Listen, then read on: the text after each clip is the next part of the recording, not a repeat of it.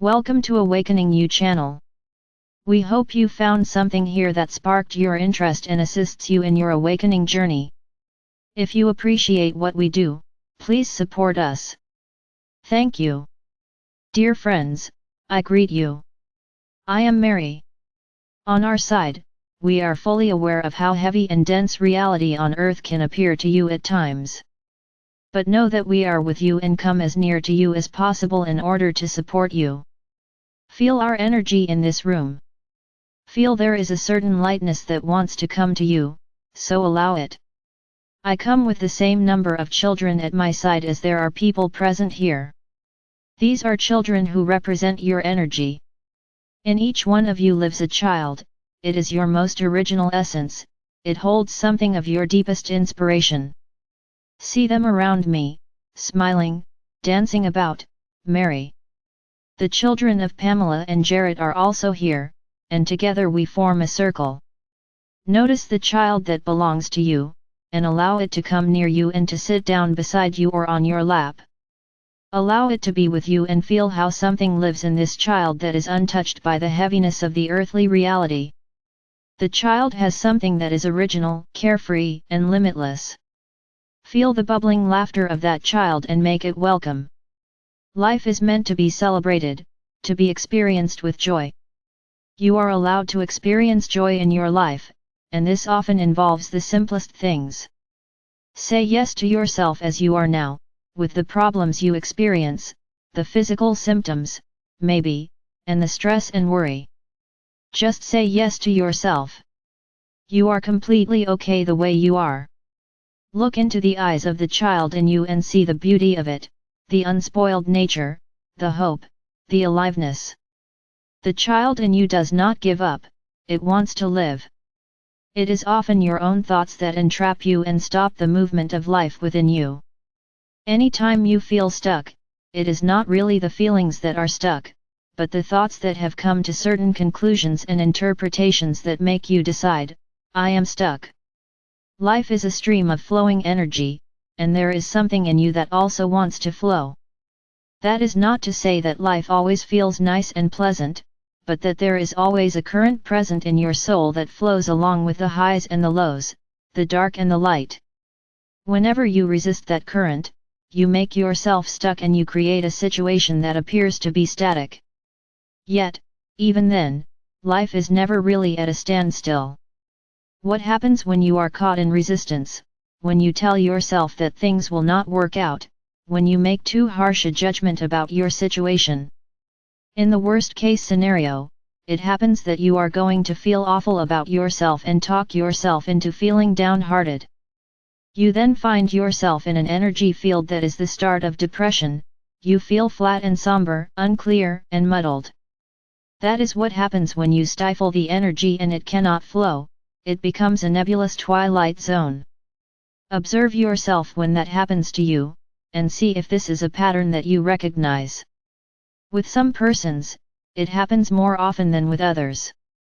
When there are moments in your life that you feel despondent, and you think, I am too overwhelmed, I can't do it anymore, go there with your attention and breathe in deeply and exhale fully. Feel that there is so much inside you that wants to move, that wants to live, that wants to experience joy, and trust that stream. Notice when you are drawing certain conclusions, and at what point you become stuck. Feel the difference between what wants to be alive in you and that feeling of overwhelm. Behind that judgment is pain, so make that pain palpable. Feel the sadness behind it, the fear. Allow that feeling to come into the light, I am afraid, I feel so alone. Dare to face these feelings, because doing that is your salvation. At the moment you allow those feelings to reveal themselves is when you connect again with life, with what would flow in you. When these emotions are felt in your body, is when you can bring comfort to them with your inner light, so try it. Imagine that you bring light to the pain you feel about your life. Create a circle of light around these supposed failings, the feelings of uncertainty, loneliness, and fear. Imagine that you look at them with compassion and you say yes to them all, this pain belongs to me and I accept it as a part of me. What a relief it is to allow the pain to be there. When you observe the pain, the resistance, without judgment, then things can begin to flow again.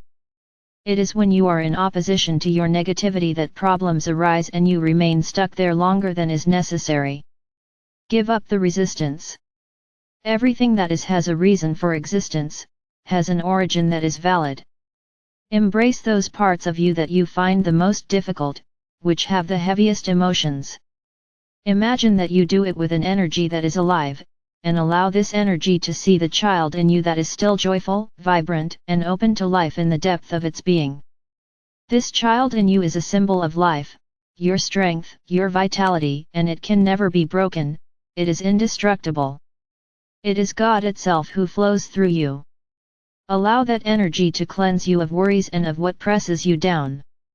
Feel it as a cascading fountain around you. You are allowed to be who you are. Take a moment to look back through the past few months. Feel how brave you have been, how you have looked directly at certain things. Please look at what you have accomplished. There is always something you have learned or have achieved. If you do not see that, it means that you are not looking honestly. See one concrete thing, something you have managed well, something you are satisfied with, and allow it to appear of itself. Find that something of which you feel some pride. Find that something you feel good about and give yourself that recognition. Name the qualities you demonstrated. Was it courage? Was it perseverance? Was it honesty, sincerity, trust? Recognize that quality within yourself. Dare to allow the negative current that is there within you to transform itself into a positive one.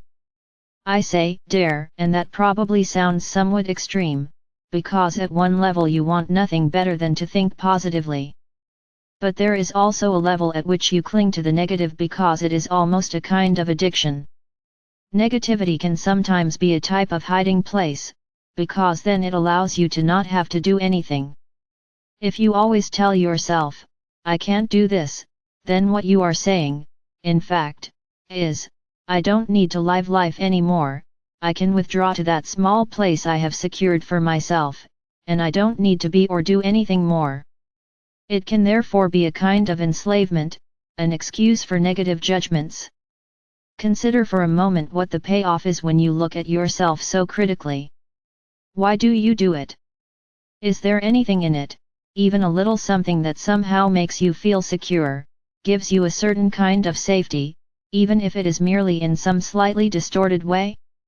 It can sometimes feel safe to make yourself small and stay in a rut, but that is really your fear of what might happen if you fully participate in life. By participating in life, we mean you really open up to the experiences that come your way by daring to explore new territory, by stepping into the unknown and by authentically feeling, and that is greatness. It has nothing to do with how well you perform in the world, or what you accomplish, but with what you allow yourself to fully feel, and diving into that feeling. It is greatness to enter into the depth of all that life has to offer in the way of feelings and emotions. To openly enter into that greatness is what life is really about, although it sometimes feels too much for you. See what you do to yourself when you close off yourself and surround yourself with certain judgments in your head of what can and cannot take place for you and which roads are closed to you. It is actually a pseudo-death that you enter into when you no longer want to be engaged in life and to not be here any longer. But this cannot be, it goes against life itself. Death does not really exist, there is no such thing as an absolute standstill, a non-existence, a non-being. Everything that is, it exists. And because of that, life is always moving and evolving, and it continues on its way and takes on new experiences. I ask you to open up to that flow. It is a flow of love, a flow of joy that wants to be with you. Take the child by the hand and trust it. Precisely in its innocence, its openness, and its vulnerability, it is the wisest part in you because it always chooses for life, over and over again. The child never has its fill of life.